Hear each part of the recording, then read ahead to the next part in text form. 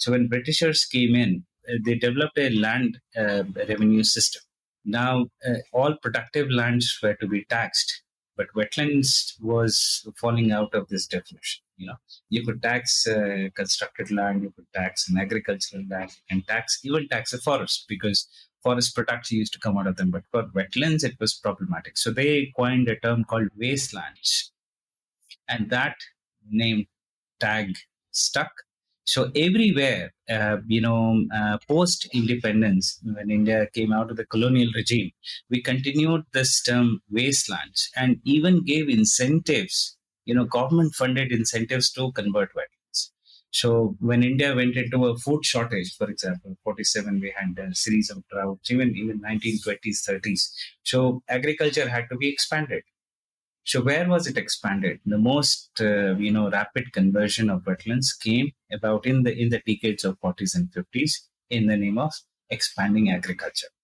So wherever wetlands were, because water was easily available, put them into cultivation, bring them under flow. And then gradually cities came in 60s, 70s. The cities started eating up wetlands. So natural wetlands are being lost. We are creating more wetlands. So when we create dams, reservoirs, or even waterlogged areas, we are creating wetlands, but they do not essentially, replace the natural ones. Natural ones are more precious. The constructed wetlands do not have similar functions as natural ones. The wetland science per se has come from an interest in water birds. When Europeans and North Americans, they used to hunt in wetlands. So ducks in wetlands used to be hunted, and they suddenly started realizing that water birds, the ducks and geese that they used to hunt, are declining in numbers. Their concern for wetlands increased, and then they started discussing what could be done. And suddenly they realized that it is not their neighborhood wetland which is under trouble. All these wetlands in the world, they need to be saved because wetlands where birds were traveling all the places. They were migratory birds. So then the idea of a convention stuck. But the whole logic then was to protect these wetlands, to create protected areas. And when the work of stalwarts like Dr. Salim Ali and others, so they proposed wherever, water birds used to come, the whole idea was that you keep people out and ensure that, the area does not have any poaching or hunting or human disturbance in agriculture. And so that is the model of protection we have had. So the first model was to create wetlands as protected areas. But we also, soon it was becoming apparent that wetlands cannot be simply locked up. And precisely for the reason that, water is a flowing thing. So it is not just what happens to water in a wetland. It is the upstream and downstream, the catchment which matters. And catchment is the area wherein the wetland receives its water.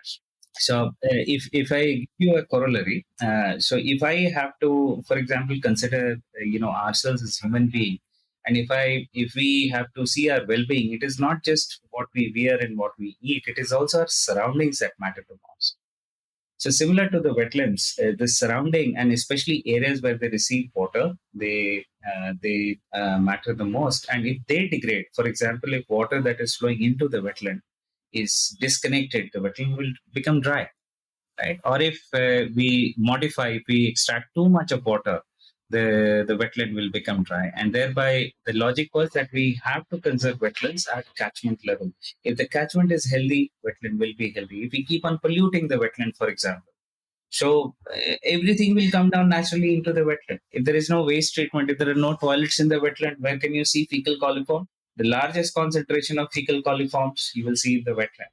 If there is no plastic management system, where will the plastic end up? Not in your houses, not in your dustbins, in your wetlands. Wetlands will become sinks of plastics, microplastics, macroplastics.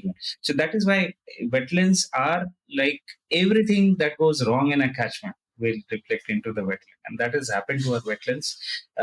Major problems, they're receiving silt, too much of silt. So if the catchment is being denuded, trees are being removed, a lot of silt comes into the wetland and they become shallower. They're being polluted, they're being converted, they're being fragmented, roads are being constructed inside wetlands to drive.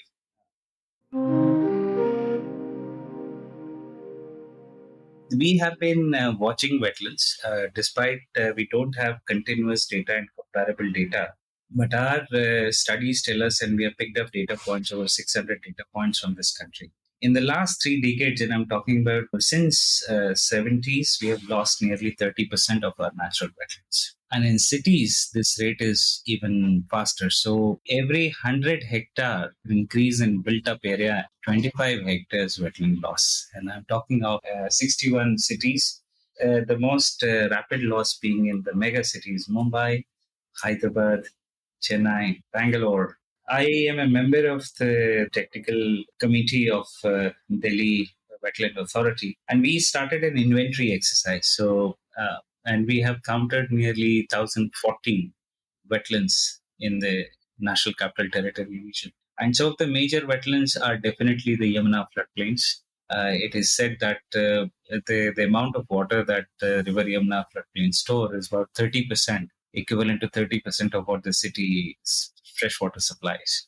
But there are, several Mughal structures that we have in the region. They also have their baulis and tanks.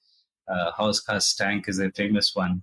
Uh, we have natural lake. Sanjay Lake is a beautiful one. But again, over a period of time, Delhi has also undergone quite a bit of change in its wetland regime. Now, what we see is an increasing interest of the governments to work on wetlands. As you know, we now have very erratic monsoons. So, I think this year, it is even now as we are speaking, some parts of India are receiving rainfall. Now, this never used to happen.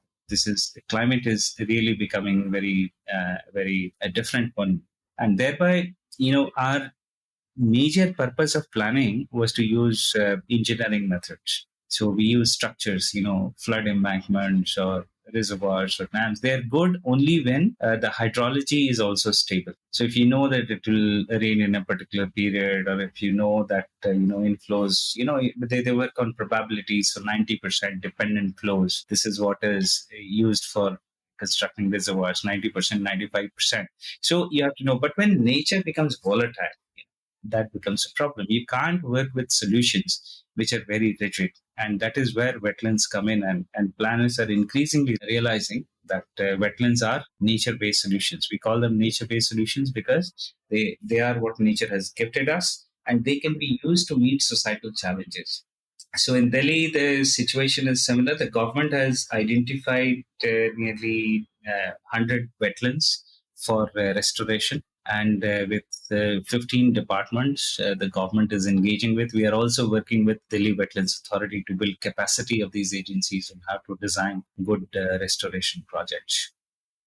And we have started our work in Himalayas. We work on high altitude systems. We are helping different states develop inventory and identifying those wetlands.